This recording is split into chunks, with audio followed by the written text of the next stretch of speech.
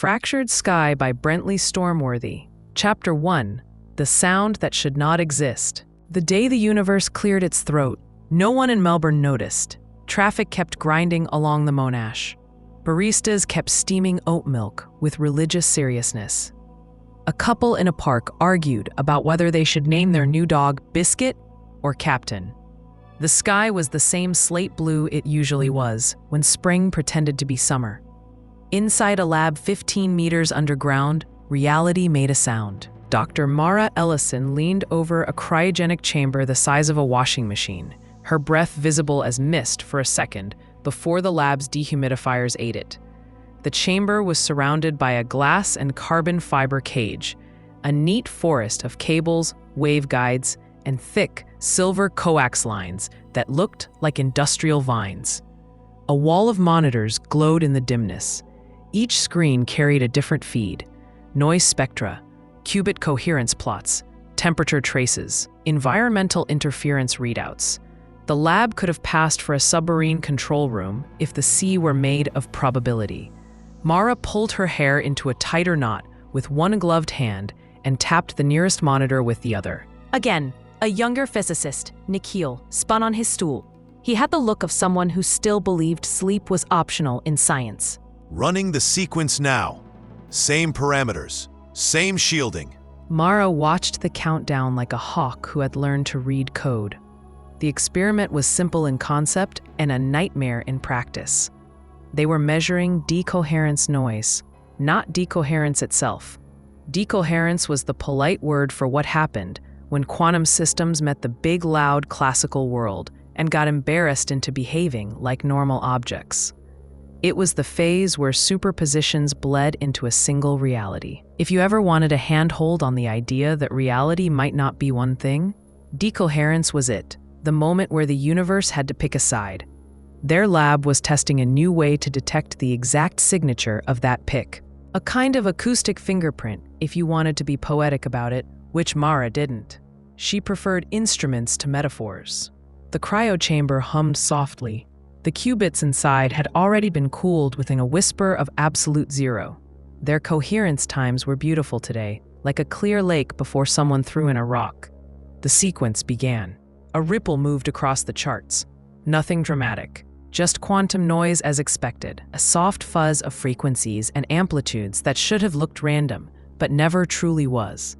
The universe was always a little bit lazy, repeating patterns if you stared long enough. Then the fuzz did something it had no right to do. The spectra display spiked. Hard. It was a thin needle of signal, clean as glass, pinned at a frequency that did not belong there. Mara's head tilted a fraction before her mouth did anything. Pause it. Nikhil hit the spacebar like his life depended on it. The spike stayed on screen as if it was proud of itself. Mara's eyes moved left to right, top to bottom. It was the same motion she'd used since grad school, and she was trying to decide if an anomaly was a discovery or just her being tired enough to hallucinate math. She wasn't tired, which made this worse. That's not thermal noise. Could be a transient from the power line. One of the filters might have drifted. We've had a few. No, it's clean. Too clean. And it's sitting exactly between the harmonic bins. He opened another window, zoomed in. The spike remained like a lighthouse in fog. Mara pulled up the environmental trace. The lab was wrapped in a Faraday cage, set inside reinforced concrete, nested inside a facility that didn't officially exist on any map. There were more layers between this room and the world than between a mind and a dream. The interference trace was flat, temperature stable, humidity stable, magnetic field stable. The spike should not have been stable. It was. She felt that familiar pinch behind her sternum. The one that came when nature offered a riddle and you had to decide whether to chase it or pretend it wasn't there. Not today. Not after 3 months of nothing but dead ends and grant committees asking why quantum funding wasn't producing miracle phones. She lifted her chin. Run it again. Full sweep. Record raw output this time. Nikhil nodded and restarted the sequence. The cryochamber sang its quiet song. The noise fuzzed. The spike returned. Same frequency, same amplitude, same smug little needle. Nikhil swallowed. Okay, that's not normal. Let's see if it's operator contamination. Randomize the pulse schedule. He dragged a script into place, changed timing, seeded it with a fresh random source. Sequence, fuzz, spike. It didn't care. Mara walked to the back panel and flicked 2 manual switches in the power conditioning rack. The lab should have reset hard enough to make the chamber blink. The chamber didn't blink. The spike remained. Stay calm. We're going to assume the simplest explanation. Which is? An external interference source we haven't identified. She didn't believe it even as she said it. The simplest explanation was a lie. When you were staring at something that had no business being there. She touched the glass of the monitor like that might anchor it to her senses. Log the file. I want a temporal comparison. Nikhil started exporting. On another screen, the raw audio mapping of the noise spectrum displayed as a thin waveline. It wasn't meant to be listened to. It was a convenience mode, letting them hear interference in a way humans were good at spotting. One of Mara's habits, when she was alone, was to listen anyway. The lab's software could convert the frequency profile into sound, pushing it into human range. Usually, it was a hiss, a rainstorm, a polite white noise that told you nothing but made you feel productive. The spike was different. She clicked the speaker icon. A sound crawled out of the lab's tiny speakers. Not a hiss, not a tone, a scrape, metal on metal. A rough, grinding exhale that lasted a handful of seconds, then fell back into static. Nikhil stared. That sounded like... Like what? He didn't answer. Mara clicked it again. The scrape repeated. It wasn't random. It had structure, a pulse to it. Not rhythmic like music. Rhythmic like a warning tapped on a pipe. Mara felt her skin tighten. That's not a machine artifact. That's not a power line. That's not anything in here.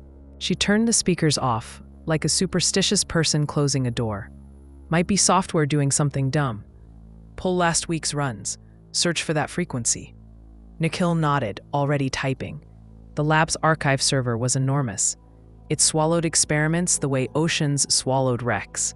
His screen filled with lists. He filtered by frequency band, amplitude, coherence window. No matches. He widened the search toward older runs. Still none. He went back months. Nothing. Then he dragged the date range out even further. A casual motion, just to be thorough. The system churned. A single match appeared. Not from their lab, from the input library. Nikhil blinked hard. What the hell? What? He looked at her, then back at the screen like it might change if he blinked again. It's matching an old reference audio file. Like, not ours. Preloaded. Mara walked over and leaned in. The file name was a string of digits and letters, the kind you got when you imported something from someone else's archive. She clicked it. A metadata pane opened, half filled with old catalog notes. Her breath slowed. The file was dated 21st October 1978. The location field read Bass Strait. Mara frowned. Open it. Nikhil hesitated, then double-clicked. The audio player opened. The same scrape filled the room.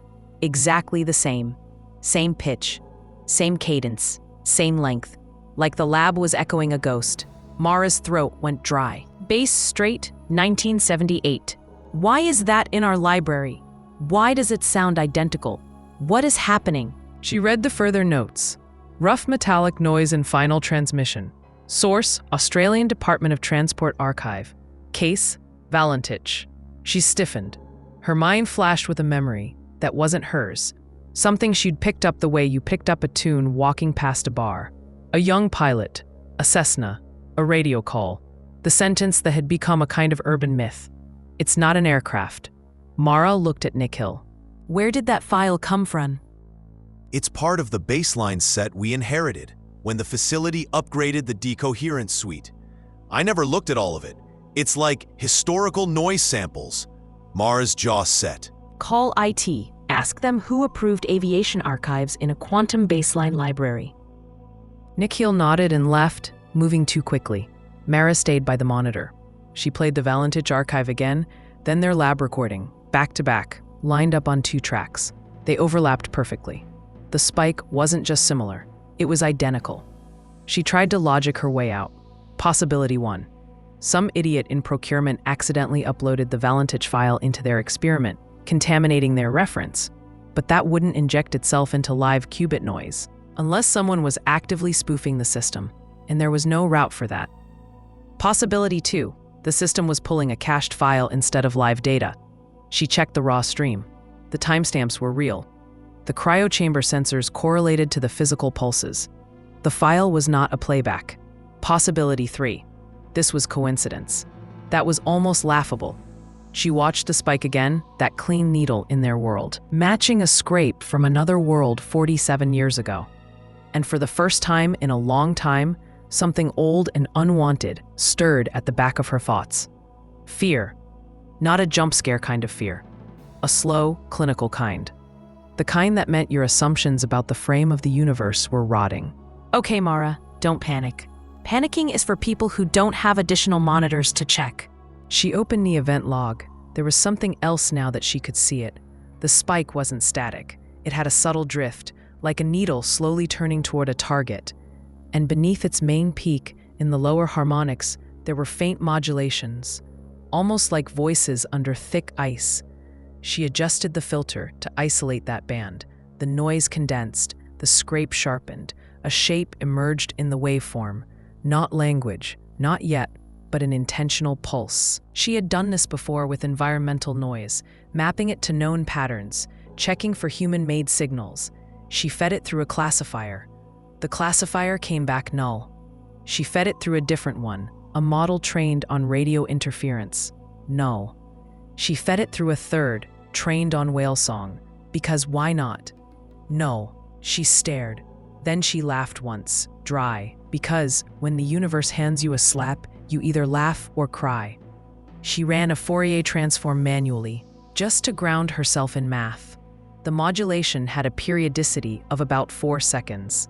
The scrape itself was about 17 seconds. 17, just like the Valentich archive. Her skin prickled at the coincidence of length as much as the sound itself. A sound had returned, unchanged, into a different decade, in a different machine, in a different physical context. If we were living in a stable reality, that didn't happen. If we weren't, then maybe it was happening all the time and people just called it glitching.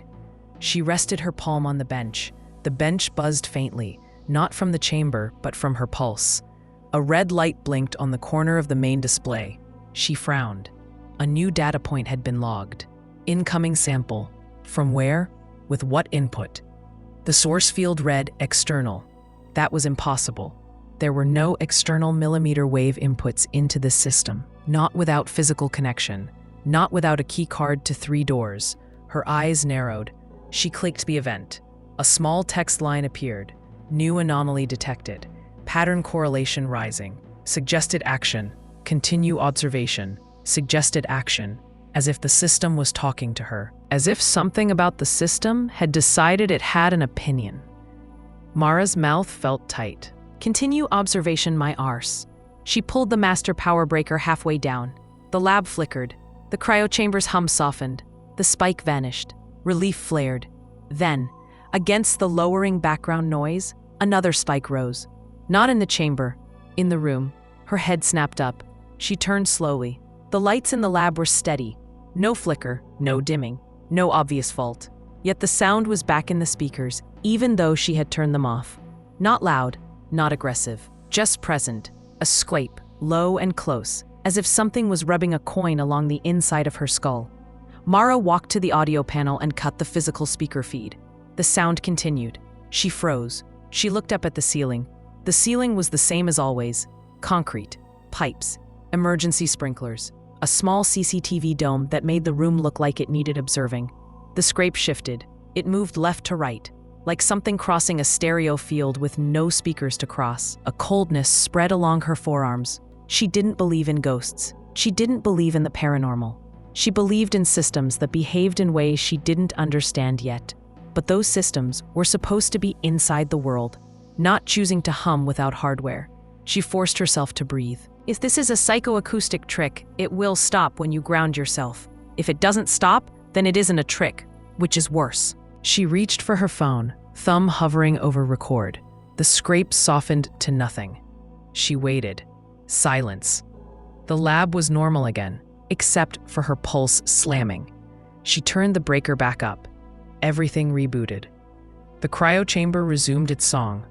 On the monitor, the spike returned. Only now, there was something else. A second needle had appeared beside it. Slightly lower frequency. Like a shadow. She stared at it, and her brain did a fugue of recognition before she wanted it to. The second spike matched a harmonic of the first in a ratio that wasn't random. It was structured. It was responsive. She backed away half a step. Her heels clicked softly on the concrete. The second spike twitched. It wasn't linked to her footsteps, but it moved at the same moment. She swallowed. She leaned forward again. The second spike rose a fraction. Her stomach tightened. No. This is not doing that. She forced her breathing to slow and watched the line. She moved her head slightly left. The second spike dipped. She moved right. It rose. She stayed still. It stabilized, as if waiting. She felt the hair on the back of her neck lift. Her entire career, she had dealt with systems that collapsed into a state when observed.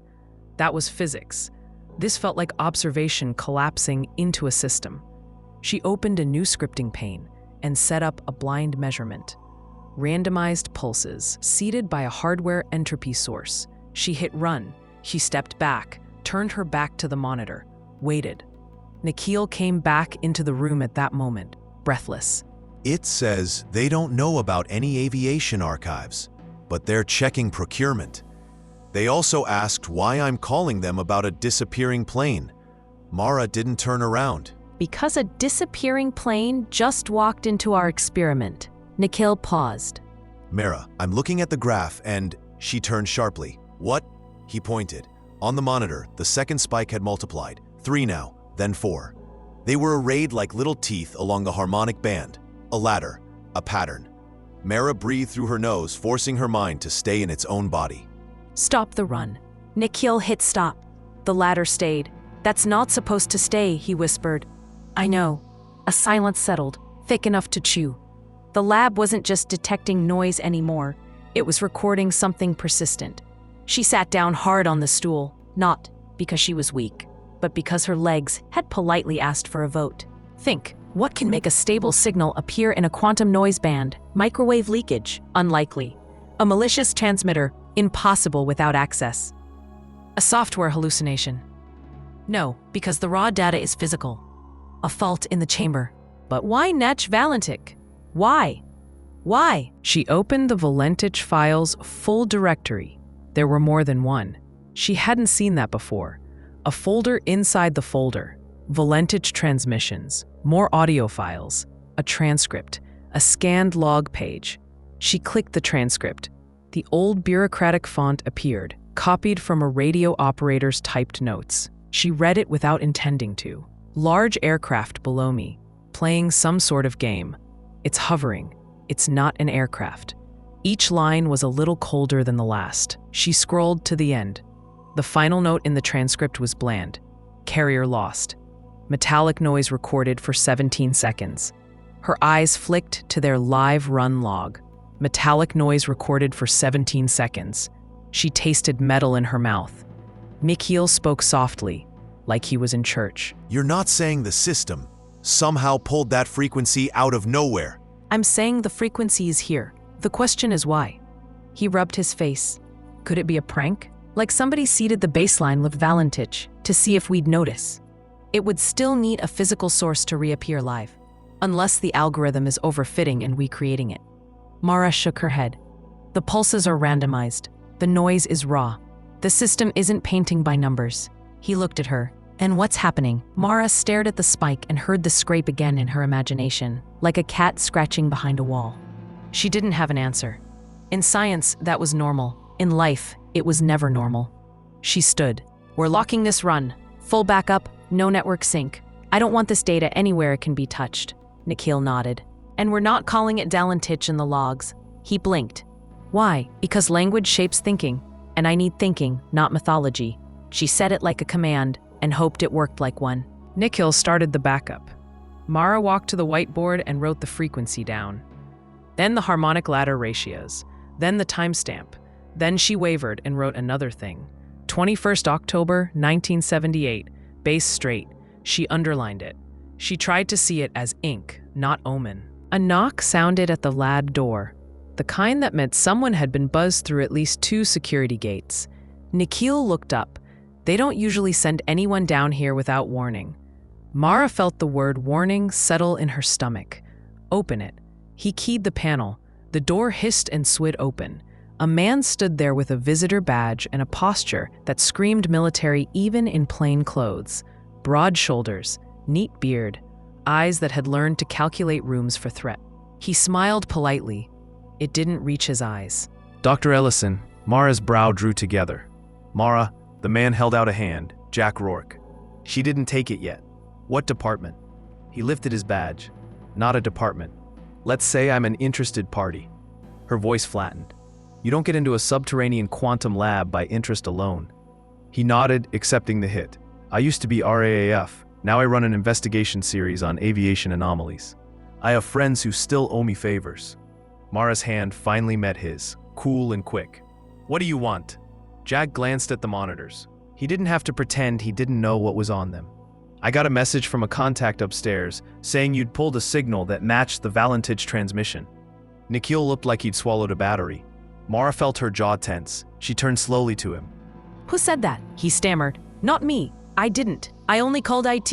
I didn't. Mara held up a hand. She looked back at Jack. How did you hear Valentich before anyone else? He didn't flinch. I've got a feed into a few archival monitoring networks. When certain keywords hit internal comms, I get a ping. Her eyes narrowed. Keywords, like Valentich. He spread his hands a fraction. Look, I know that sounds like I'm wearing a tinfoil hat. I'm not. I'm just stubborn. Mara took a breath. The room felt suddenly smaller. Outside the facility, the world hadn't noticed the universe clearing its throat. Inside it, a stranger walked through the door, already knowing the name of the cough. You shouldn't be here. I agree, but I think you need to hear something. Mara didn't answer. Jack took a small recorder from his bag and set it on the bench. He slid it toward her. Play it. Headphones, please. Mara watched him, trying to decide if he was a lunatic or a leak in the walls. She picked up the recorder and plugged in headphones from the lab drawer. She hit play. Static. Then a voice, young, tight with controlled fear. Melbourne Flight Service, this is Delta Sierra Juliet Frederick Valentich. His final flight. Mara had heard it half a dozen times before in documentaries she'd half ignored. She didn't need the whole tape, but Jack had not given her the whole tape. He'd given her a clipped segment. The final 30 seconds. Valentich's voice shook through her skull. There's a thing hovering above me again. Then the scrape. The 17 seconds, then silence. Then, after the silence, a faint pulse. A tiny, almost sleeping beat inside the carrier loss. 4 seconds apart. 1, 2, 3, 4. Mara froze, because she now knew that beat. It was the harmonic ladder. It was the second spike. It was what their lab had just started doing. Jack's voice came through her headphones, recorded separately and added later. I pulled this from a deeper archive. It never made official release. Listen to what happens after the noise. She listened again. Tiny beat, tiny beat, tiny beat. Like someone tapping a wall from the other side. Mara pulled off the headphones. Her face felt unreal. That pulse isn't on the mainstream Valentich tape. Jack nodded. It was cut. Officially called irrelevant noise. But it keeps showing up in one in every, well, a lot of branches. Mara blinked once. Branches? He shrugged. I'm not a physicist, but I'm not blind. People remember this case differently. Some swear the pulse wasn't there. Some swear the metal scrape wasn't there. Some swear he came home. Cold moved over Mara's scalp. How long have you been studying this? Years. And you think it's connected to my experiment? He looked at her like that wasn't even a question. You've got the pulse live. That means whatever happened in 1978 isn't finished. Nikhil spoke, throat tight. Or someone is messing with us. Jack turned to him. Then ask yourself why they'd pick the weirdest unsolved aviation event in Australia to mess with you. And why they do it using a noise pattern that shows up in quantum decoherence. Nikhil went pale. Mara felt her mind try to step backward, to retreat to neatness, It couldn't, because she had heard the pulse in both tapes, because the pulse was now in their lab, because a man she had never met stood here, calm, as if he had been expecting this for years. This is not a coincidence. Coincidences are lazy. This is targeted or emergent. Mara walked to the monitor and brought up the live run log. She pointed. This appeared for the first time today. We weren't searching for Valentich. We weren't even thinking about aviation. Jack leaned in, eyes sharpening. That's the point. You weren't an observer looking for him, so the system found you instead. Mara stared. What do you mean? Jack took a breath just a shade too slow. Do you know about the Mandela effect? Yes. People remembering alternate versions of events. Yes. I think Valentich is a Mandela effect that has teeth. Mara felt a flicker of anger because it was easier than fear. Teeth. He nodded to the spike. Your physics could explain a lot of those. Branching realities, decoherence, different observer histories. But Valentich isn't just remembered differently. He tapped the screen. He's active. Something about his disappearance is still resonating. Mara's voice was thin. You're assuming a lot. I'm not assuming. I'm connecting. Your lab is producing a pattern that matches a buried pulse in a 60-year-old case file. That pulse wasn't supposed to be there, and neither was your spike. He looked at her fully. And before you ask, no, I don't know why. I just know you're now part of it. Silence hit again. Mara realized her hands were trembling faintly. She folded them behind her back, as if that could hide it. What do you want from me? Jack hesitated. The first real hesitation in him. I want to stop whatever is happening before it spreads. Because I think it's starting again. Mara opened her mouth to ask what he meant. A lab light's dimmed a fraction, not a flicker. A smooth, deliberate lowering. The screens washed toward black, as if a shadow had slid across their power. The cryo chambers hummed deepened to a bass note. Mara's stomach hollowed. Then the speakers, not connected, not powered, breathed out the scrape again, closer this time. Not in the room, in her bones, and under it, the 4-second pulse. 1, 2, 3, 4. It knows we are listening. Jack's eyes lifted to the ceiling, as if he had heard it too. He didn't say, "Do you hear that?" like a movie. He just whispered, awed in the worst way. Hello, Frederick. Mara's gaze snapped to him. What did you say? Jack didn't answer. He was staring at the monitors. The harmonic ladder had changed. The spikes were rising in amplitude. Their ratios were shifting as if tuning themselves, as if dialing in on the room. Mara stepped forward. The spikes surged. She stepped back. They softened. She stood still. They held. A living instrument. Waiting, listening, choosing. And then, on the text log, a new line appeared without anyone touching a keyboard. Observer detected. Correlation improving. Continue observation. Mara stared at the letters. Her mouth went dry enough to hurt. No one typed that. No system should be typing anything like that. Nikhil made a strangled sound. Mara, that didn't come from us. She didn't reply, because her throat had forgotten how to move. Jack put a hand lightly on the bench, like he was stabilizing himself. His voice was level, but his eyes weren't. You see what I mean now? Mara glanced at him. There was no triumph in his face, only dread. The scrape faded. The lights returned to normal. The log line sat there, a cold little sentence. Mara finally inhaled properly, slowly, carefully, as if pulling air into a fragile body might fracture it. She looked at the spikes again, the stubborn needle of impossible sound. And she understood something she did not want to understand. This was not an artifact. This was not a prank. This was a door, and someone, or something, had just noticed that it was open. Outside, Melbourne continued as if nothing had happened.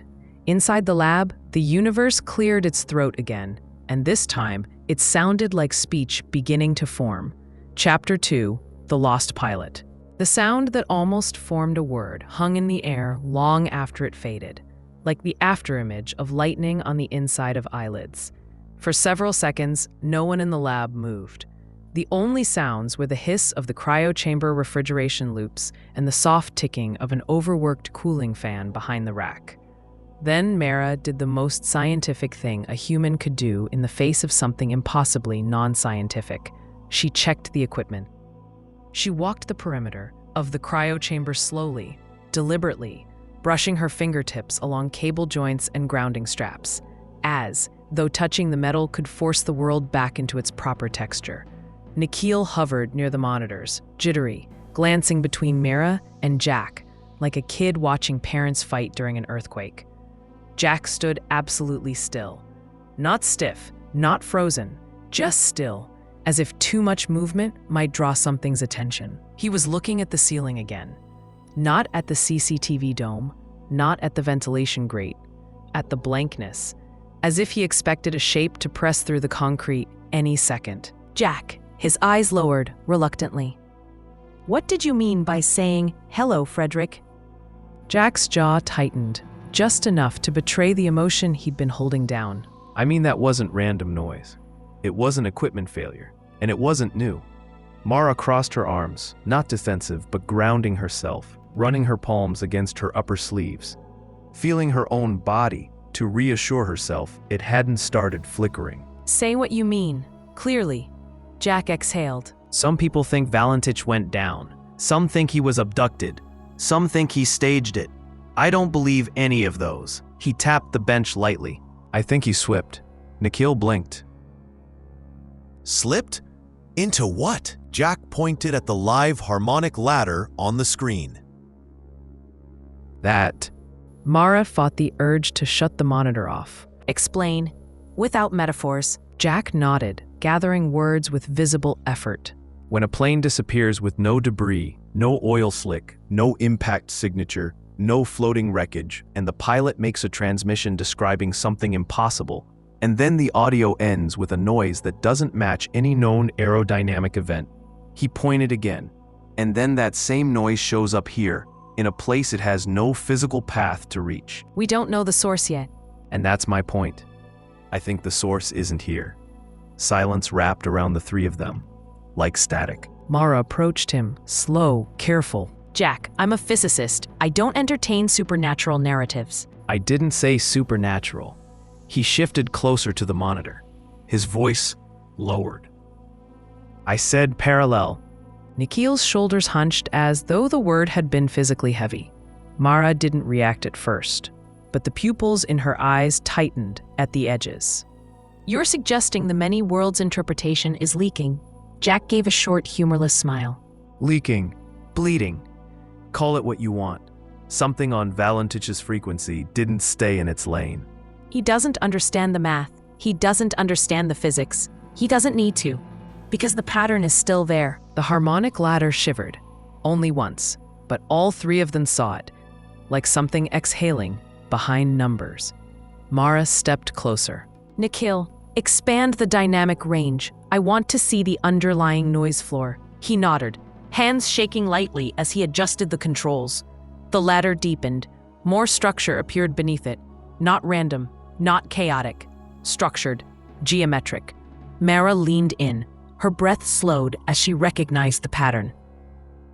No. Jack's eyebrows lifted. What is it? Mara swallowed. This is interference, not noise, not signal corruption. She pointed at the repeating layers. These ratios aren't random. They're self-similar, fractal, like quantum interference patterns when two decoherent states overlap. Nikhil's voice cracked.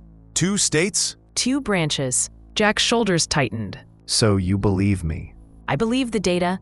She pointed at the screen again. And I believe our reality is interacting with something it shouldn't be able to see. Jack let out a slow, measured breath. Then we don't have much time. Mara's posture stiffened. Time for what? He met her eyes. For the next stage.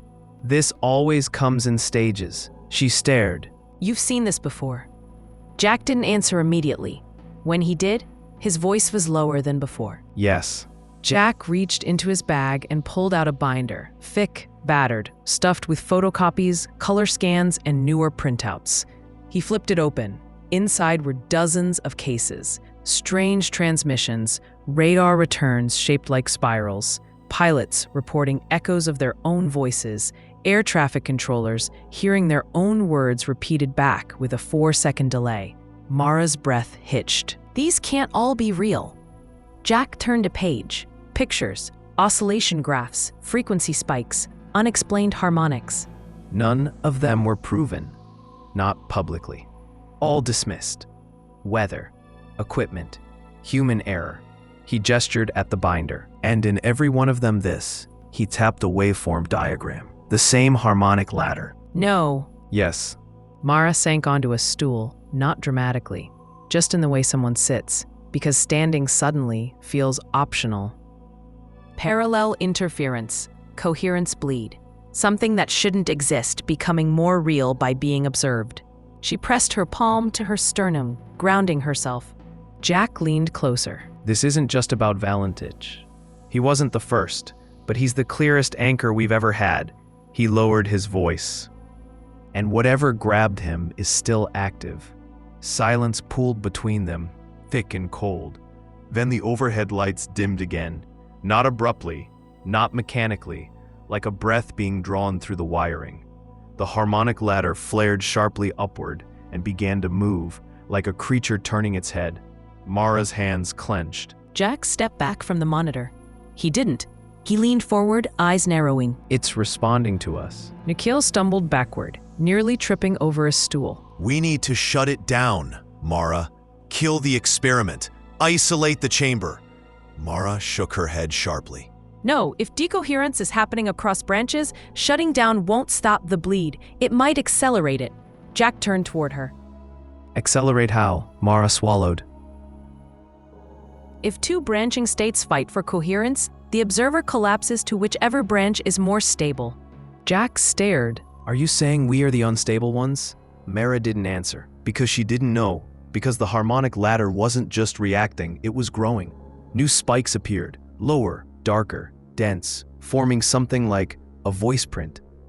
Her chest tightened. Jack, what did you mean when you said you'd seen this before? Jack's eyes remained glued to the monitor. Because I heard the sound once, when I was 14, on the radio in my father's aircraft. Same scrape, same pulse. Mara blinked. When? Jack didn't look at her. His voice thickened. A day he never came home. Silence. Deep, thick, bottomless. The harmonic ladder spasmed. A spike shot upward like a scream. And from the lab speakers, even though they were physically disconnected, a new sound emerged. Not the scrape, not the pulse. A single distorted syllable. Mara flinched as though slapped. Jack swore under his breath. Nikhil backed into the wall. This time, there was no pretending it was equipment. No pretending it was coincidence. No pretending the quantum world was staying in its lane. Because whatever spoke had used her name. And something about the way it said it. Wrong pitch, wrong rhythm, wrong timbre. As if spoken by someone who had learned language from the inside out. Mara took a step back. Her heartbeat thudded. That's impossible. Jack looked at her, eyes sharp and fearful. It knows you now. The overhead lights flickered. The cryo chamber hummed deeper. And on the monitor, the harmonic ladder condensed, sharpening into a new pattern, a shape, a silhouette.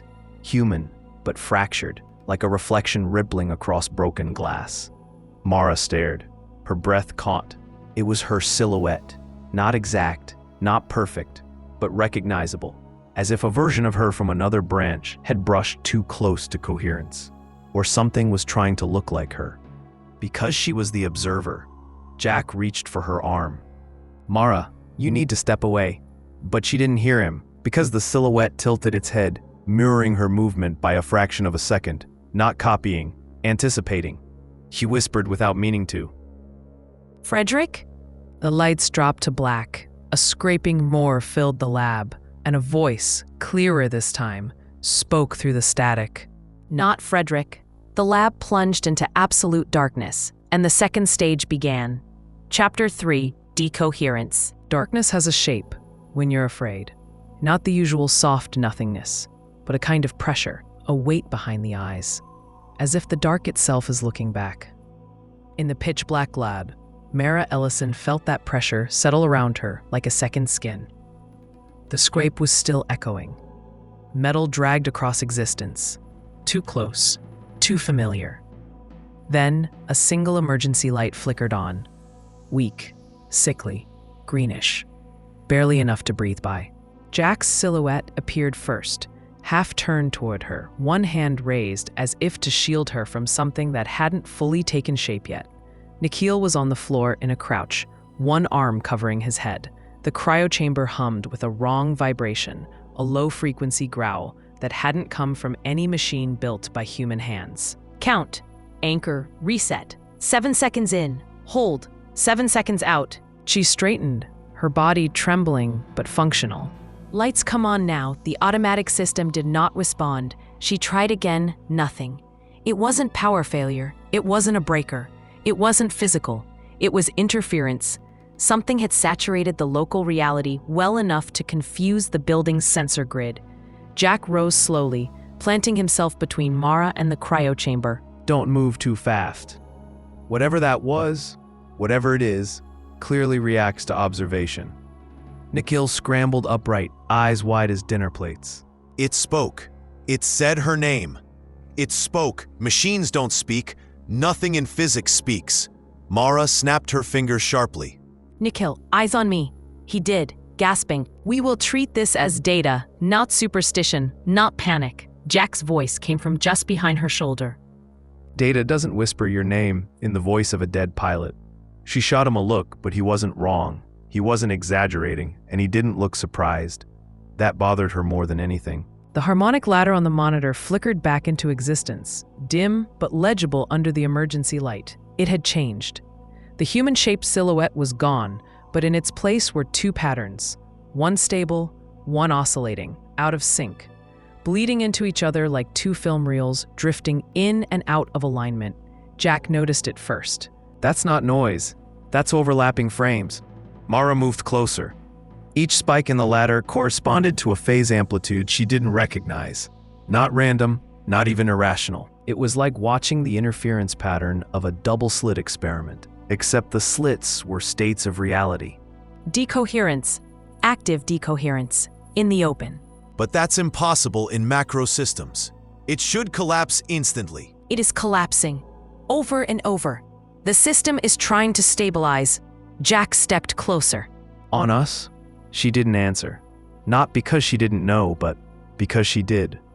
The entity, the voice, the way the silhouette had mirrored her, whatever existed on the other side of the interference wanted coherence. And Mara was the observer around whom coherence could form. She was the anchor. The idea tasted like ice in her veins. She touched the monitor, fingertips trembling. Run a cross-correlation of both interference sets. I need to know if the oscillating branch is resolving toward ours. Nikhil hesitated. Mara, if it is, what does that mean? She didn't look at him when she answered. It means something from the other side wants to finish collapsing into our branch. Jack whispered a curse too low for microphones to catch. The monitor beeped. Correlation, 84%. Mara froze. 84% was not drift, not bleed, not coincidence. That was alignment.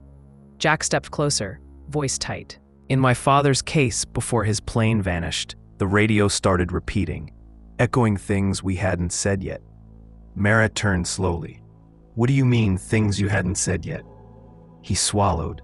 We'd hear our own voices broadcast 4 seconds before we'd actually speak. Nikhil went chalk white. 4 seconds like the pulses. Mara's nails dug into her palms. That's the decoherence window. The pulse spacing. The alignment delay. Jack nodded grimly. I think whatever took my father took Valentich, and now it's found someone else to lock onto. The emergency light flickered.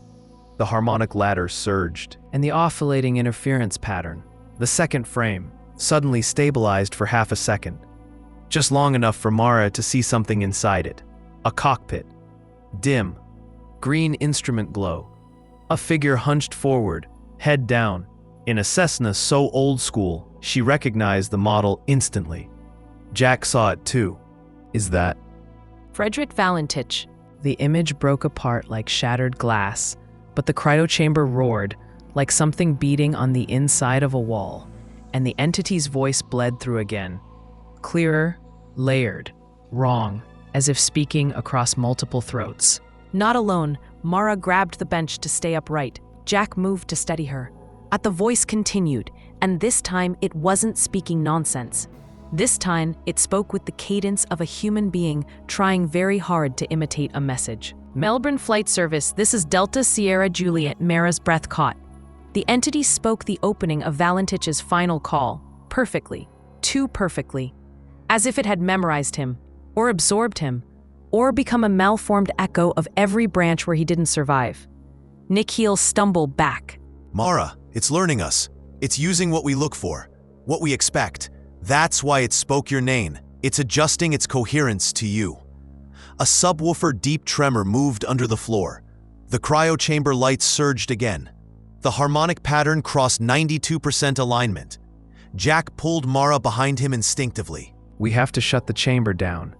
Mara shook her head violently. No, if the entity is using decoherence as a bridge, collapsing the chamber might trap it mid-phase, or throw it deeper into our reality. Either could be catastrophic. Jack spoke through gritted teeth. And doing nothing is going great so far. Mara turned to the monitor again. Her fingers hovered over the controls, and she noticed something she hadn't before. A third interference pattern. Faint, barely a whisper, not matching theirs, not matching the entity. She leaned closer. This isn't the entity's branch. Jack frowned. Then what is it? She whispered. A stabilizing branch. Nikhil blinked. A what? A version of reality where the decoherence event is already complete. A version where Valentich didn't vanish, or where he vanished differently, or where this entity never crossed. Jack's voice sharpened. Meaning? Mara's lips parted. Her heartbeat thundered. Meaning there's a timeline where the fracture doesn't consume us. For the first time, since the darkness fell, she felt a flicker of something like hope. Faint, cold, but present. Jack stepped closer. How do we reach it? Mara answered the only way a physicist could. We don't. It reaches us if we anchor ourselves to its coherence, if we choose the right observational path. Jack blinked once. Translate that to English. She inhaled, slow, deliberate. If we can force our branch to match the stable one, we might be able to shut the entity out. Jack nodded, jaw set. Good, tell me how we match it. Mara turned toward him and froze because Jack was flickering, just slightly, just for a breath, like a bad digital render, like a man half existing between two camera frames, like the entity wasn't the only one trying to collapse. Mark felt her blood turn to ice. Jack, you're decohering. Jack stared at his own hand and saw it blur at the edges. For the first time, true fear entered his voice. Then tell me, fast, how to stop. And behind them, the entity whispered. Observer chosen. The fracture widened, and reality took another step toward choosing which version of them would get to exist. Chapter 4, The Fracture Zone. There is a moment between fear and action where the world seems to tilt. A half second where the brain doesn't know whether to run, freeze, or fight gravity itself. Mara stared at Jack's flickering outline, his edges fraying like a bad VHS tape, and felt that moment stretch thin as wire. Jack lifted his hand again. This time, it blurred a full centimeter behind where it should have been. Oh my God, he's phasing. Jack clenched his jaw hard, like he could hold himself together by sheer will. Mara, I'm losing cohesion.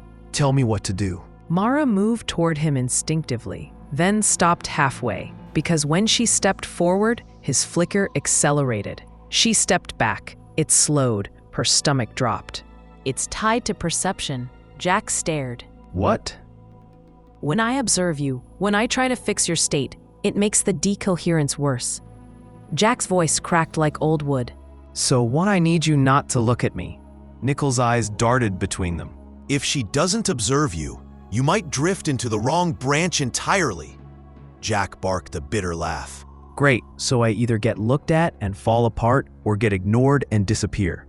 Mara forced her brain back into physics mode. Two overlapping states, one unstable, one stable, an entity forcing its way in. A human caught between branches. This wasn't random, it was systematic. Jack, Focus on hearing my voice, not on me looking at you.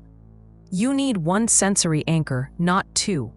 He nodded sharply, his edges stabilized by a hair. The monitors crackled. A new spike appeared. Lower, deeper, a subharmonic. It pulsed like a heartbeat. The entity. It was drawing closer, cohering into their world like condensation on glass. Jack swallowed hard. Whatever this thing is, it's using me as a foothold. I can feel it. Like someone's pressing their hands inside my skull. Nikhil backed further away, pale and trembling. Mara, we can't let it anchor on him. If it collapses fully, it'll use him as a host, or a point of entry. Mara's throat tightened. Think. What is the signature? What is the behavior? What does decoherence want? She grabbed a marker and began scrawling equations across the nearest whiteboard. Fast, messy, brilliant, a tangle of branch amplitude ratios, observer effect corrections, quantum potential slopes. Jack blinked through a flicker. You're doing math while I'm dissolving. Yes, another flicker, worse. He staggered. She snapped at him. Jack, anchor. He clenched his fists and stared at the floor, breathing like a soldier reloading under fire. He stabilized again, barely. Mara circled part of the equation, underlined it, hard, then turned to Jack. You're at the center of two competing coherence wells. The entity is using your observer memory as a reference point. It's trying to overwrite your probability stake. Jack's eyes widened. So how do I stop being overwritten? She met his gaze. You don't stop, you redirect. Nikhil shook his head violently. Redirect? To where? Mara pointed at the faint third pattern, the stabilizing branch. There, if we align Jack's state to that branch, the entity loses its grip and collapses back out of phase. Jack swallowed. And if we fail? Mara didn't answer, because failure meant two outcomes. Jack would decohere into another world, or something else would take his place in this one. Mara leaned close to Jack, careful not to look directly at him. Listen to me, that stable branch. It's a version of reality where the coherence collapse is already resolved. Safer, cleaner. Jack nodded once. How do I reach it? Mara exhaled shakily. You need to match its rhythm, its pulse, its timing. Jack frowned. You're saying I have to sync with another version of myself? She nodded. A new sound seeped through the lab. A low, resonant hum, earth-deep, like wind pushing through a canyon. The entity's frequency, it was escalating. Jack stiffened. Mara, it's touching me. I can feel it on the back of my teeth. Nikhil nearly gagged. Oh God. The emergency light flickered again, longer this time. Everything in the room tilted just slightly, a reality shear. Mara's breath caught. We need distance. The decoherence zone is too tight in here. She grabbed Jack's arm. He was cold. Not physically, probability cold, as if part of him had already left. We're going upstairs, now. Jack nodded, though his outline ghosted again. Nikhil moved to follow. I'm coming with you. Mara shook her head sharply. No, stay here. Monitor the pattern. If it spikes above 95%, call me immediately. Nikhil looked like he might argue, then saw Jack's flickering jawline and said nothing. They moved toward the steel door. Mara swiped her badge. The lock clicked. The hallway outside was lit only by emergency strips, green, dim, flickering. It looked less like a research facility and more like the inside of a submarine preparing for collapse. Jack stumbled once, reality pulling at him like undertow. Anchor, Jack. Stay anchored. He grit his teeth. I'm trying. Just tell me what to hold on to. She inhaled. Hold on to my voice. He nodded once. They climbed the stairs, each step echoing in a strange, doubled way, like their footsteps were happening twice, once here, once a split second behind in another world. Jack's flicker worsened with each level. At level -1, he was still mostly intact. At ground level, he was translucent at the edges. By the time they reached the loading bay doors, Jack was phasing so badly, Mara could see the concrete wall through his left shoulder. Jack grabbed her sleeve. Mara, look at the air. She did. The air was bending. Heat shimmer without heat. Light refracted like water. Reality thinning. Mara whispered. The fracture zone, it's widening. Jack gasped. It's coming through the door. And then... A shape stepped into the loading bay. Not solid, not smoke, a humanoid outline made of distortion. The same silhouette from the monitor, glitching between frames of reality. Jack staggered backward. His flicker synced with the entities, too synced. The entity tilted its head, exactly as Mara had earlier, and with perfect imitation, it opened its mouth. Mara Jack convulsed. Half his body shifted 6 inches to the right, then snapped back. Mara, it's pulling me. It's pulling my coherence. I can't. He dropped to his knees. His arms split into 2 overlapping versions, one solid, one transparent. The entity stepped closer. Its outline sharpened, then sharpened again. It was taking Jack's shape. Mara moved without thinking. She grabbed Jack's face between both hands, not touching the decohering edges, and forced him to look at her. Jack Rourke, listen to me. You are here, with me, in this branch. You do not collapse to the entity. Jack's eyes shook violently. I'm losing. The emergency lights went dead. Total darkness. And then in the dark, the entity spoke one more time. Close. Too close. Right beside her ear. Observer chosen. The fracture swallowed the room, and Jack disappeared. Chapter 5, The Pilot in the Static. Darkness collapsed inward as if someone had folded reality along an invisible seam. The loading bay was gone. The emergency lights gone. The world gone. And Jack Rourke, was not there. Not pulled, not dragged, not teleported. He had simply ceased to occupy the same branch of space-time. Mara stood perfectly still, hands open at her sides, fingers trembling as if they remembered touching something that had never been real in the first place. Her voice emerged as a whisper sandpapered by shock. Jack. There was no echo. Even sound was thinner here, like the air had been replaced by a thinner, stretched version of itself. The entity had vanished too, or maybe it hadn't. Maybe it was everywhere the fracture touched. Mara took one slow breath, then another. Her voice sharpened. Lights. Power. Now. The hallway lights flickered back to life all at once, but the loading bay remained dark, like a blind spot, like the universe had blinked and forgotten to redraw that patch. A cold dread crept up Mara's spine. She stepped slowly to the edge of the darkness. The darkness didn't behave properly. It didn't fade with distance. It didn't swallow light gradually. It was flat, a plane, a slice in the world, thin as a razor and infinite as an ocean. She whispered, "That's not darkness. That's absence." Behind her, footsteps approached fast, sharp, panicked. Nikhil burst through the stairwell door, sweating, chest heaving. Mara, oh God, are you okay? I lost all telemetry. Everything spiked. Your vitals dipped. Jack's signature went blank. His eyes widened when he saw the loading bay's missing section. What is that? Mara didn't look away. A branch boundary. Raw decoherence. It looks like nothing. It is nothing. A region where our branch and another no longer overlap. Nikhil swallowed hard. Where's Jack? Silence. Her jaw tightened. She finally said the words. He decohered. Nikhil's breath caught. He's gone? Mara shook her head. No, gone would imply annihilation. This is different. She pointed into the flat black seam in the world. He exists, just not here. Nikhil's voice wavered. Then where? A faint sound answered him. Soft, distant, warbling. A scrape, metal against metal. The same 17 seconds they had heard in the lab.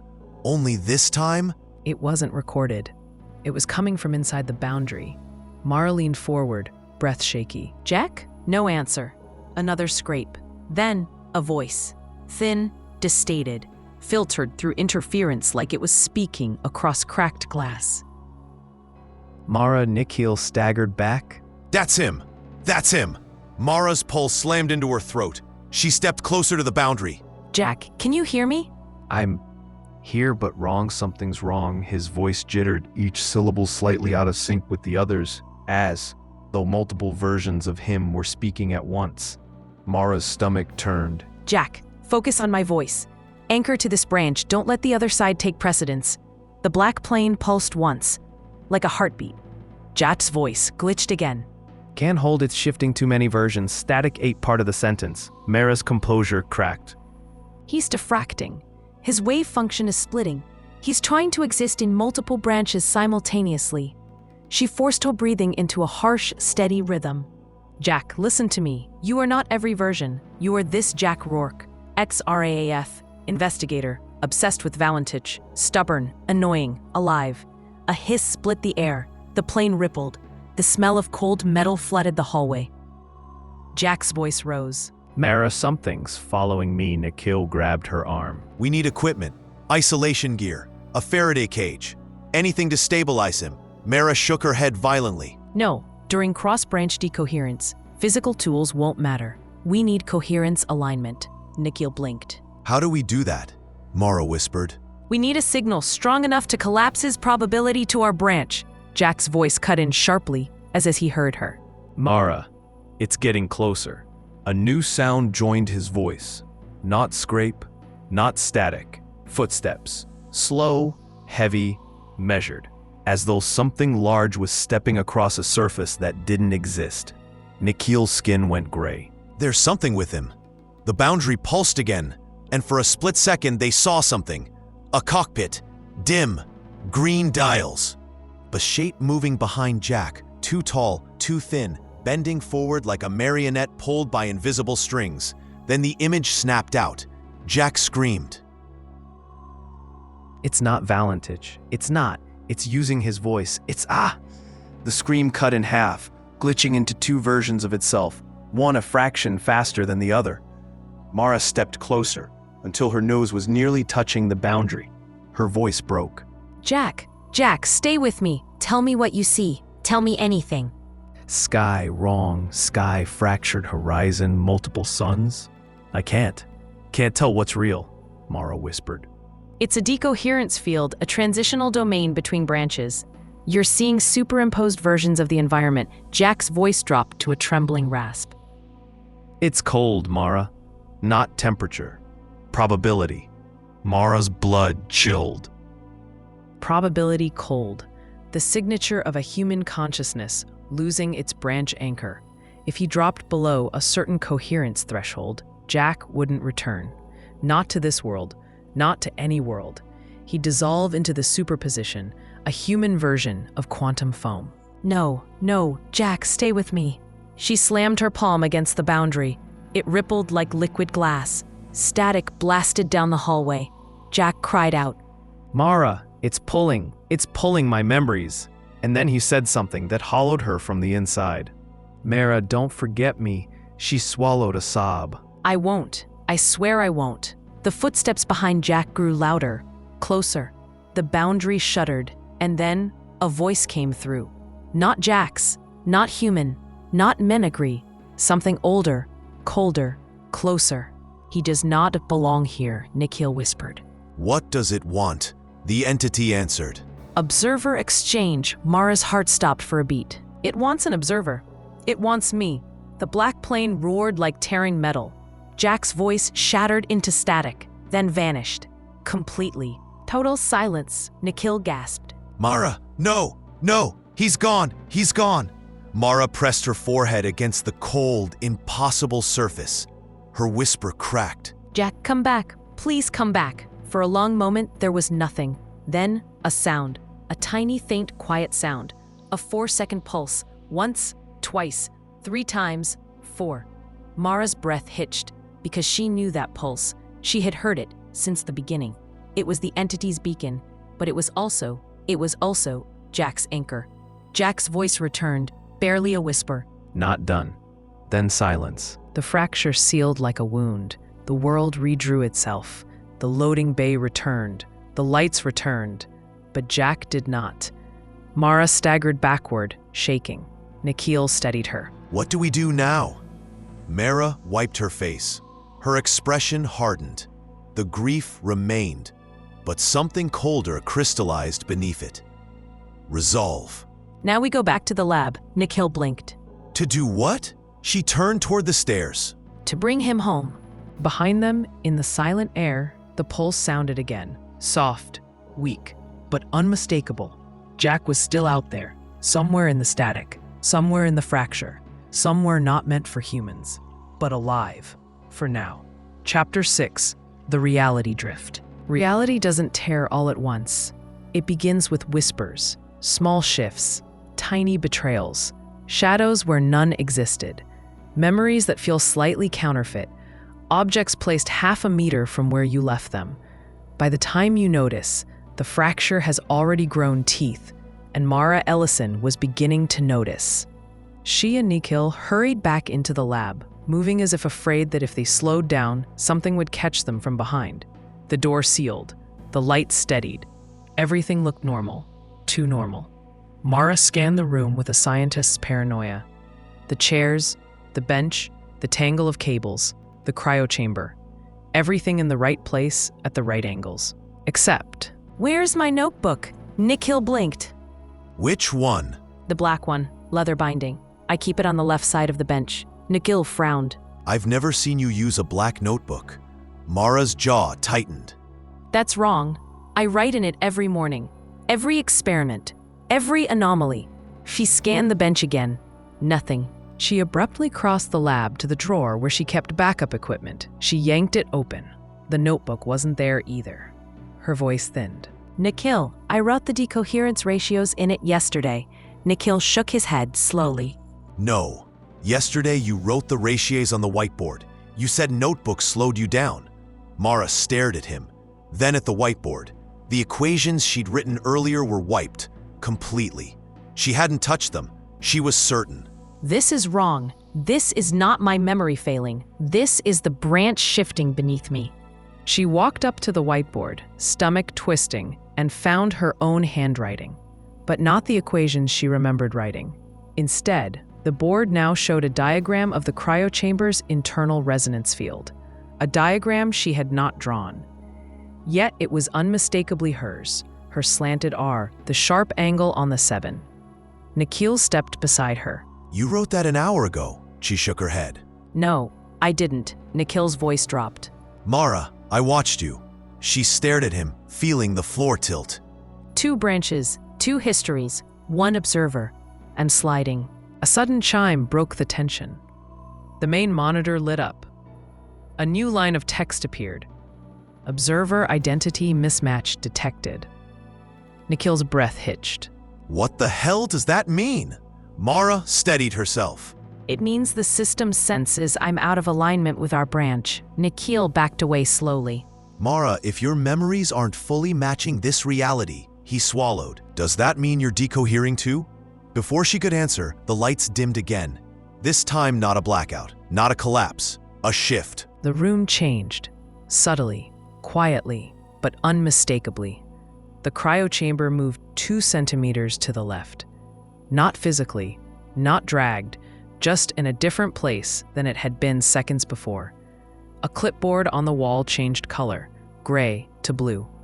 Mara's lab coat on the hook was suddenly facing the opposite direction. Reality had taken a breath, exhaled, and redrew itself. Nikhil stumbled back, hand covering his mouth. No, no. No, this is not happening. Mara, this is. Mara grabbed his shoulders. Look at me. His eyes were wild. This is drift, not collapse. It means reality hasn't chosen a branch yet. We can still stabilize. He shook his head frantically. Stabilize what? The universe is rewriting itself. The speakers crackled. Oath turned sharply. Static filled the room, not loud, but present. Mara inhaled sharply. Jack? A faint voice bled through, soft, fragile, barely holding coherence. Mara can't see you, light, wrong horizon. Folded Mara leaned toward the speakers. Jack, listen to me. You're still anchored. Keep talking. Keep observing yourself. Nikhil stared at the speaker like it might bite him.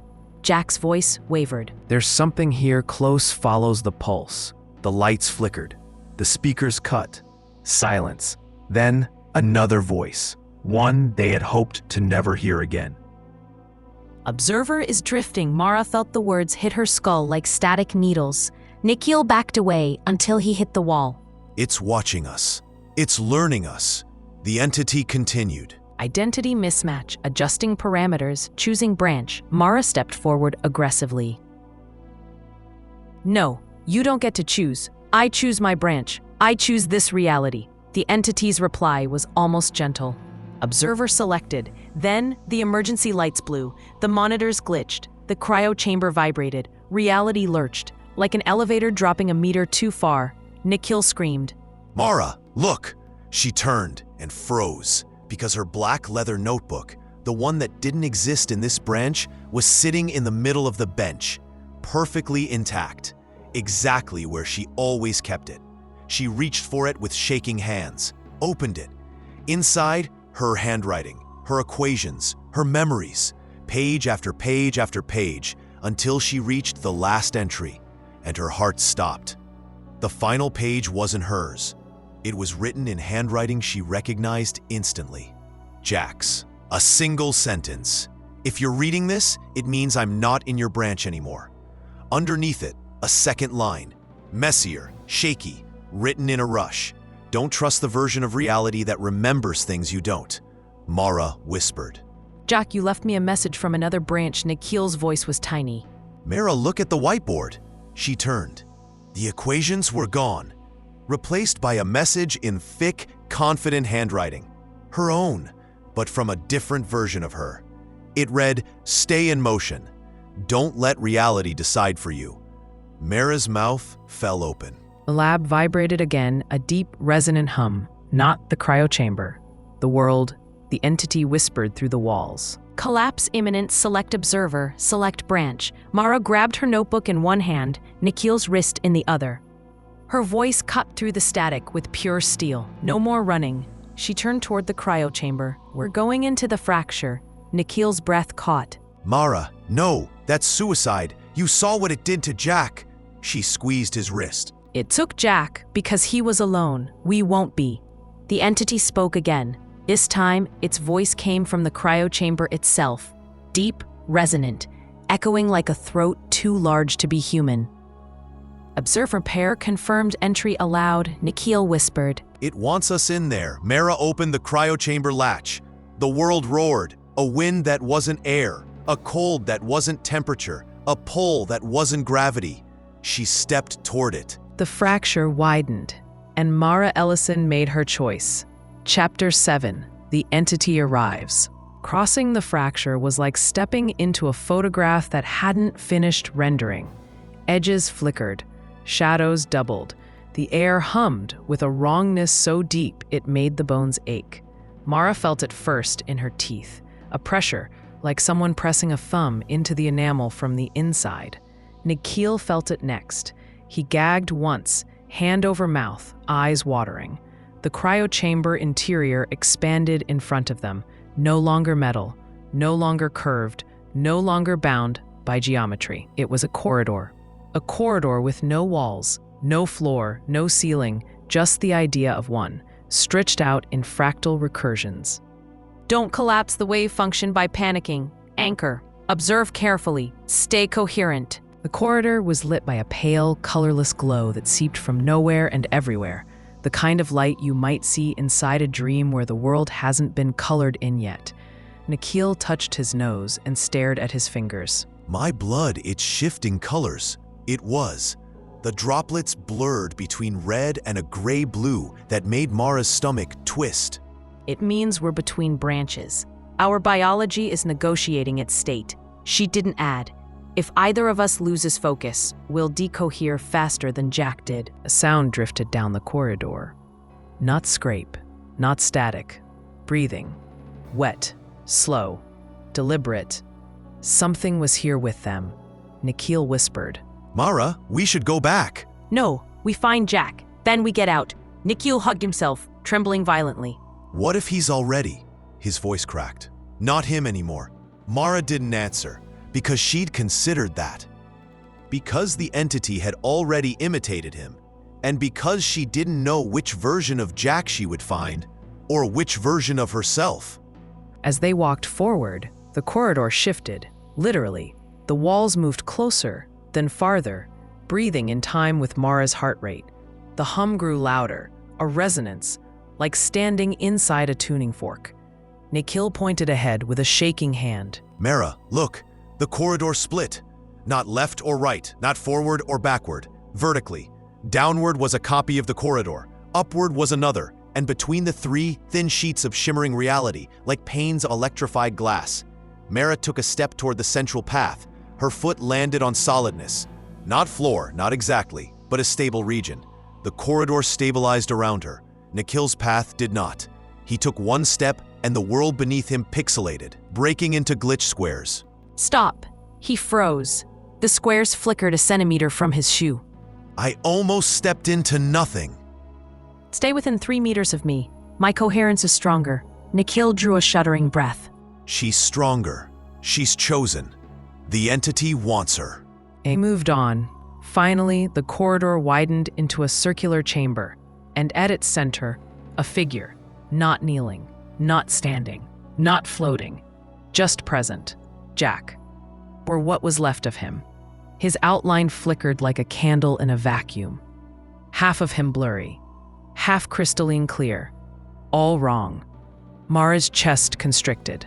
Jack, he turned slowly. His face was pale, eyes shaking like he was seeing versions of them layered over each other. Mara, you made it, he blinked hard. Or one of you did. She approached cautiously. Jack, anchor yourself. You're still pulling toward our branch. He trembled. I tried so hard. It didn't like that.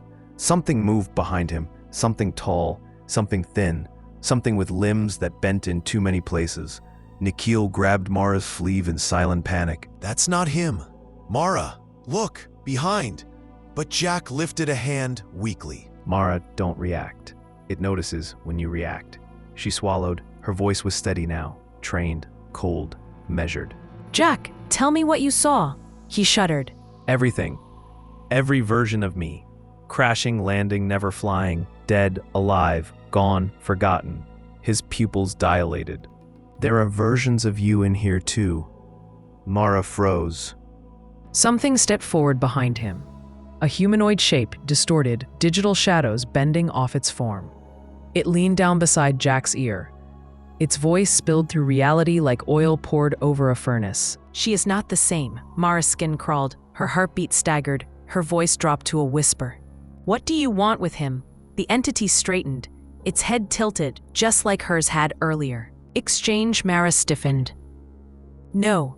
The entity leaned closer to her. Close enough she could hear multiple versions of its breath at once. One human, one metallic, one not made for human lungs. Observer chosen your branch, unstable, you drift, you belong with us. Nikhil clamped a hand over his mouth to keep from screaming. Mara stepped between the entity and Jack. You're not taking him. The entity didn't move, didn't breathe, didn't blink.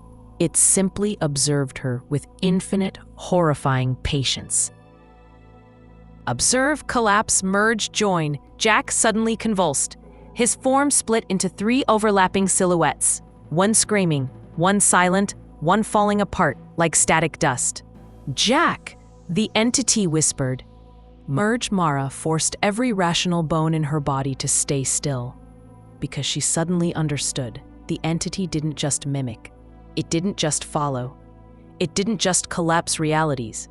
It wanted to become her branch's observer, to override her, to replace her, to exist here fully. And Jack was simply a conduit.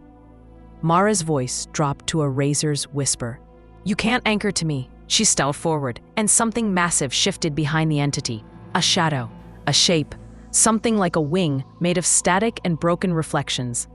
The chamber vibrated. The entity leaned close. We already have.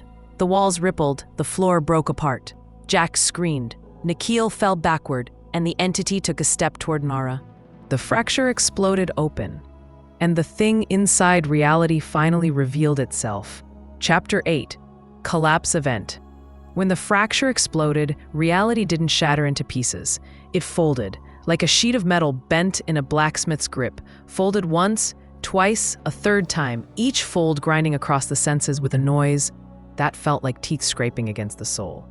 Mara staggered, clutching her notebook, like it was the only thing keeping her atoms from flying apart. Nikhil hit the shifting floor hard, palms scraping against geometry that wasn't consistent from one second to the next. The entity did not fall. It simply expanded, Tall, long-limbed, its silhouette blooming into impossible angles, like someone had taken the idea of a humanoid form and stretched it into shapes that violated Euclid, biology, and mercy all at once. Oh God, it isn't growing, it's revealing. This is what it always was. The chamber around them dissolved into a recursive landscape, walls turning into windows, which turned into corridors, which turned back into walls. Doors appeared and vanished. Floors rippled like water. Shadows behaved independently from their owners, lagging slightly behind or running ahead like scouts. In one direction, Mara saw a hallway leading to the lab. In another, the same hallway but burned, charred, still smoking. In a third, the hallway existed underwater, and in a fourth, the hallway was gone entirely, replaced by a skeletal framework of beams suspended over nothing. Nikhil whimpered. This isn't real. None of this is real, Mara. We're not supposed to be here. No one is supposed to be here. This isn't a place. It's a probability space. She turned and froze. Standing 10 meters away was herself, another Mara. Same hair, same lab coat, but her face was ash gray. Her eyes hollow, her mouth slack. And then she collapsed into dust, disintegrated silently. Gone. Nikhil screamed, voice breaking. Mara. That wasn't me. That was a failed branch. The air trembled with a new frequency, a deep, resonant hum, like a chorus of cellos being bowed by a glacier. The entity turned its head toward Mara. Not rotated, pivoted, as if its neck had infinite degrees of freedom. Observer variant detected, evaluating. Mara stepped backward, refusing to break eye contact. You can't overwrite me. The entity flickered. It now had multiple silhouettes, 100 outlines overlapping and shifting like a flock of birds. Target identity unstable. Correction required. Nikhil scrambled to his feet. Mara, it's choosing. It's deciding which version of you is real. Mara didn't move. She forced her breath to steady. Identity collapse. Branch selection. This is a quantum decision. I need to anchor. I need something specific. Something only I know. Something no version of me can counterfeit. Her mind scanned desperately. Childhood, first lab job, her mother's voice, her father's laugh, a scar on her knee. The entity whispered again, voice turning almost intimate. Observer must match stable branch. Show identity, show truth. Mara whispered back. You want my truth? She stepped forward and shouted. Then take all of them. The fracture howled. Memories roared through Mara's mind, like pages ripped out of parallel diaries, a version of her who quit science, a version who died at 12, a version who invented something she never had, a version who married, a version who stabbed an intruder, a version who drowned, a version who loved Jack, a version who never met him. All versions of her, converging, flooding, overwriting. Nikhil lunged toward her, but the floor between them twisted into a Mobius strip, separating them by impossible geometry. Mara, stop! You'll destabilize! But she didn't stop. She let the fracture wash over her. Let it pour its possibilities into her skull. Let herself see every version of her own death, every version of her own life, every choice she never made, every mistake she might have avoided, every victory she never earned, every path she might have walked. Every version of her standing in this chamber and failing and dying. Her knees buckled, her voice cracked. I can't hold all of this. I can't. I'm losing. A hand caught her wrist. A very real hand. Steady, warm, human. Jack. But not the Jack she'd seen earlier. This Jack was solid, coherent, fully anchored, his outline sharpened as he pulled her away from the storm of timelines. He whispered urgently, Mara, focus on the one memory that's true in every universe. She gasped. I don't know. Yes, you do. Find the one constant. Find your anchor. The entity screeched, a sound like a cathedral collapsing in reverse. It lunged, geometry warped, shadows split, reality trembled. Mara closed her eyes, searched, through the chaos, through the lives, through the timelines, through every version of her that ever existed or failed to, until she found it, one memory, small, quiet, uncomplicated, a pebble in a river of storms, A memory of sitting alone in her father's workshop as a child, building her first little radio transmitter from a kit too advanced for her age. Her father smiling, saying, "Once a signal knows where home is, it always finds its way back." Mara opened her eyes, tears burning down her face. "That's my anchor." Jack squeezed her wrist, and everything stopped. The fracture froze mid-collapse. The entity froze mid-lunge. The chamber stilled. The noise died. Jack's voice echoed through the stillness. "Mara Ellison, observer anchor confirmed." The entity let out a sound like glass snapping. Its shape convulsed. Its silhouettes peeled away. Its form glitched violently. Observer chosen branch alignment failing identity conflict error. Mara stepped forward, gripping her notebook like a weapon. "You don't get to choose my reality. I do." The entity flickered hard enough to distort the air. Fissures of static ran through its form. Nikhil crawled forward behind them, voice trembling with awe and terror. Mara, what did you do? He didn't look away from the entity. "I remembered who I am." The entity screamed again, a sound that made the floor crack and the chamber distort, because it was losing the collapse. And Mara Ellison was finally choosing her branch. Chapter 9, Valentich returns. The fracture chamber trembled around them, holding its breath. The entity's multiple silhouettes spasmed, frames breaking, reforming, phasing forward then snapping backward, as if reality couldn't decide what it wanted the creature to be. Mara held her ground. Her memory, her anchor burned hot in her mind. The workshop, the radio kit, her father's voice. And for the first time since the collapse began, something obeyed her instead of fighting her. The floor stabilized under her feet. The recursive walls slowed their drift. The other versions of Mara faded, one by one, except a corridor behind her flickered once, showing another lab. Not her lab, but close. The stable branch, trying to reach her. Nikhil rose shakily, staring at her like she had just torn a hole in the sky. Mara, you forced a collapse. You're controlling it. "No, I'm guiding it. There's a difference." Jack remained beside her, but now his outline was clearer, not fully stable, but much less fractured. The entity drew in a soundless breath. Then it changed. Its silhouette flickered, becoming smaller, rounder, narrowing into the shape of a cockpit canopy. Metal glint, wings, the shape of a plane suspended in midair. Nikhil's breath caught. Oh God, it's copying the Cessna. The entity finished shifting. It became a warped version of Frederick Valentich's Cessna 182. Floating, silent, glitching around the edges as though half of it was still stuck in another version of reality. The cockpit windows rattled. 3 silhouettes flickered inside, all versions of the same man. Frederick Valentich, or at least the echo of him. Mara stepped forward, heart pounding. "Frederick, if you can hear me, I need you to anchor to your own identity, your own truth." Static rippled through the air. Then, a voice crackled out, strained, thin, repeating itself through layers of interference. "Melbourne Flight Service, this is Delta Sierra Juliet. The aircraft seems to be playing some sort of game." "It's not an aircraft. It's not an aircraft," Nikhil whispered. It's just replaying him a recording. Jack shook his head.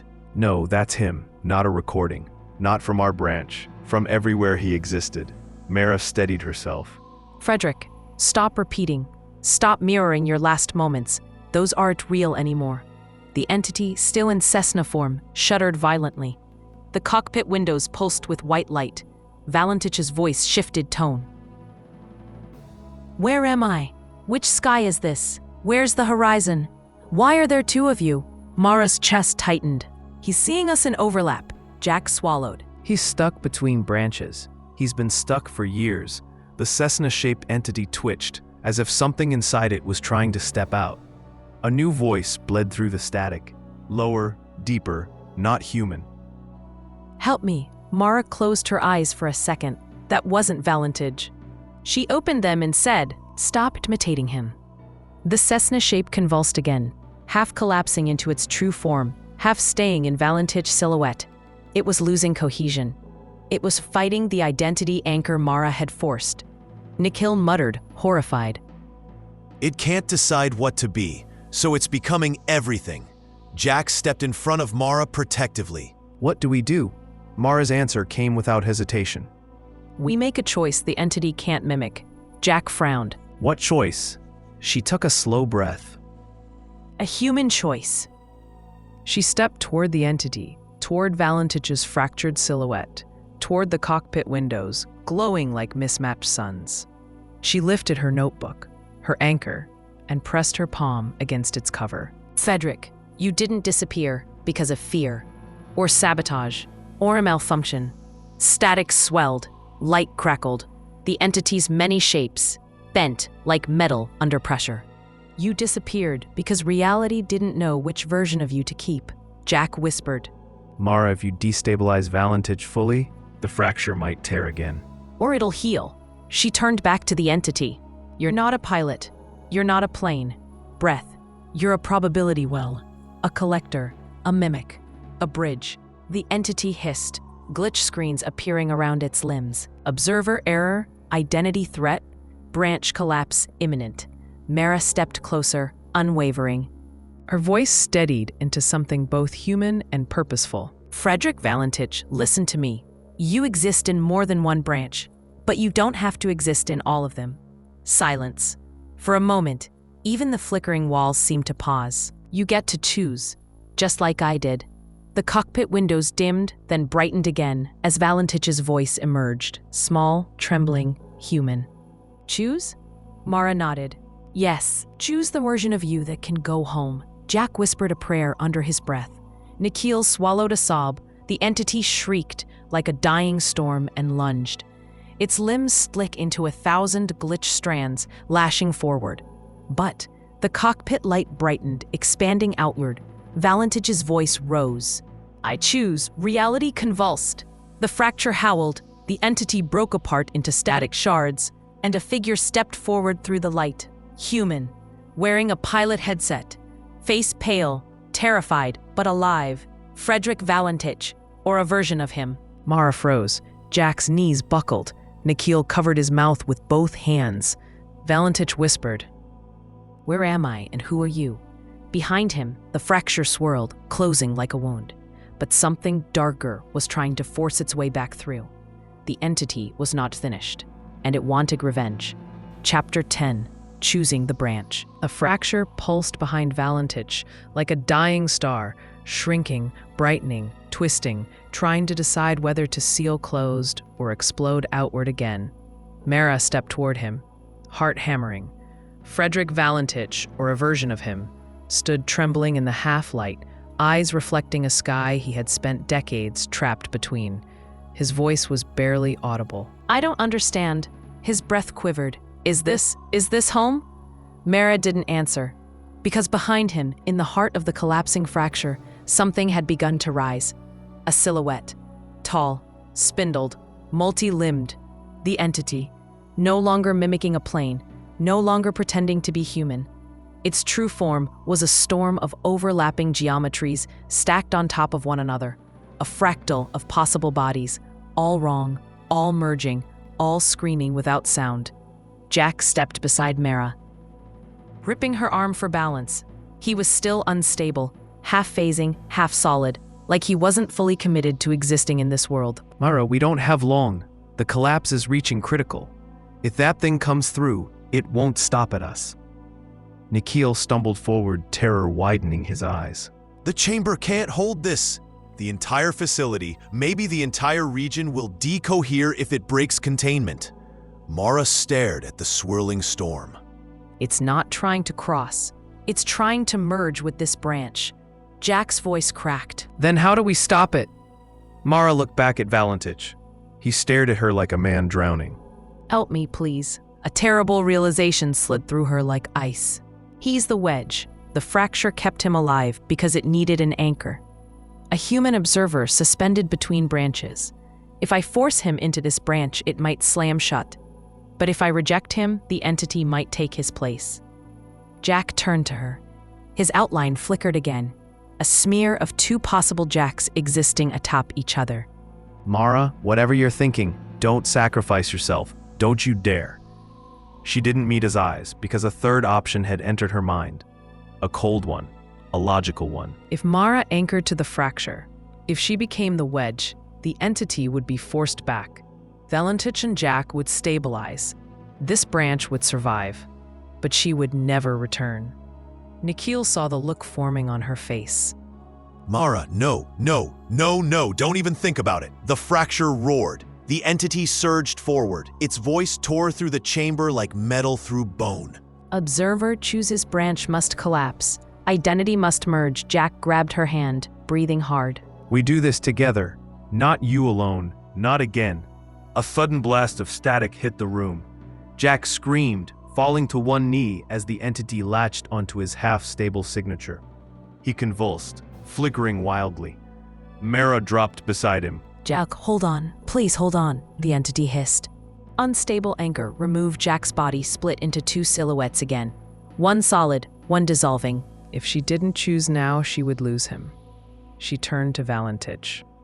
His expression was heartbreak and hope, mixed into something too fragile to exist. I just want to go home, Mara's mind raced. 3 choices. 1, save Jack. If she anchored to him, Valentich would decohere. The fracture might close, or it might destroy them both. 2, save Valentich. If she anchored him to their branch, Jack would lose coherence completely, and the entity might attach to him on its way out. 3, sacrifice herself. If she became the observer, the universe would choose her identity as the collapsing point, and everyone else might survive. Jack's voice broke. Mara, please don't choose the one that ends with you gone. She looked at him, the man who had saved her life in the fracture, the man who fought his way through impossible geometry to reach her, the man who had become her anchor without ever knowing it. Then she looked at Valentich, a pilot taken by the sky, lost too long, a ghost drifting between realities, deserving closure, and finally at the entity, the impossible thing, the collapse given consciousness. It leaned closer. Choose, choose, choose. The fracture screamed. Mara's notebook vibrated in her hand. Her father's words echoed in her skull. Once a signal knows where home is, it always finds its way back. Mara stepped forward. Mara! Jack reached for her, but his hand passed through her arm. She looked at Valentich, then at Jack, then at the swirling, dying world around them. And she made her choice. I choose my branch. Everything stopped. The fracture froze mid-twist. The entity shrieked in 3 different voices. Valentich gasped. Jack collapsed. Mara walked into the center of the fracture, and the universe bent around her. She held up her notebook, her anchor, her identity, her truth. This reality is mine, not yours, not anyone else's. The fracture began to collapse inward. The entity lunged, but its limbs dissolved before reaching her. It howled. Observer override identity, locked, branch sealed. No, its body imploded into static, pulled back into the multi-branch where it belonged. The cockpit flicker vanished. Valentich's silhouette stabilized. Jack's form snapped into coherence like a rubber band released. The world shook. Then everything went white. When Mara opened her eyes, she was lying on the cryochamber floor. The chamber was small again, finite, physical. Nikhil knelt beside her, sobbing. You did it. Oh God, you did it. Jack stood behind him. No flicker, no phase shift, whole. He knelt and touched her forehead gently. You came back. She managed a weak smile. So did you. Valentich stood near the door, dazed, pale, alive. Is the sky real again? Mara nodded. Yes, it's real. The facility lights brightened. The hum died. The fracture was gone. Completely. Jack helped her sit up. So we won? Mara looked around the chamber.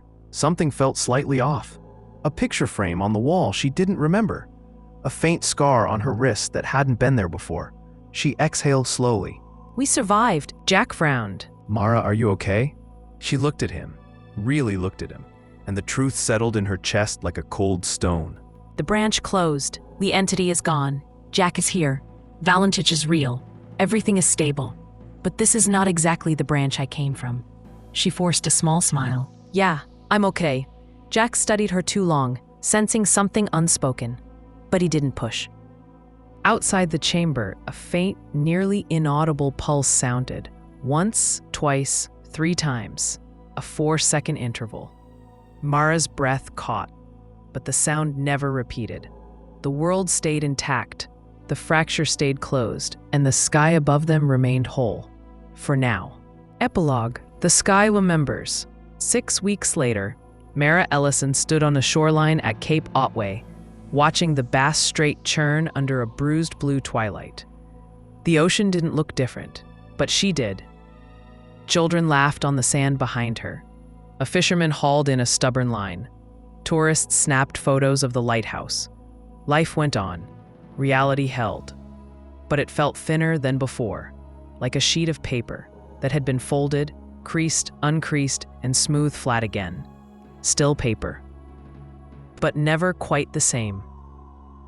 I made the right choice, I think. Jack sat on a driftwood log a few meters away, boots in the sand, hands in his pockets, staring at the same horizon. He didn't flicker anymore, didn't glitch, didn't split into parallel outlines. He was whole, real, present.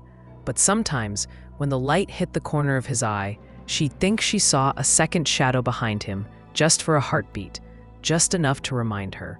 Branches don't perfectly merge, they negotiate. Jack cleared his throat softly. You're doing it again. Doing what? Staring at the sky like it owes you an apology. She exhaled through a thin smile. Maybe it does. Jack shrugged. Maybe it saved us. She didn't argue, because she didn't know. Behind them, a man walked slowly along the shore.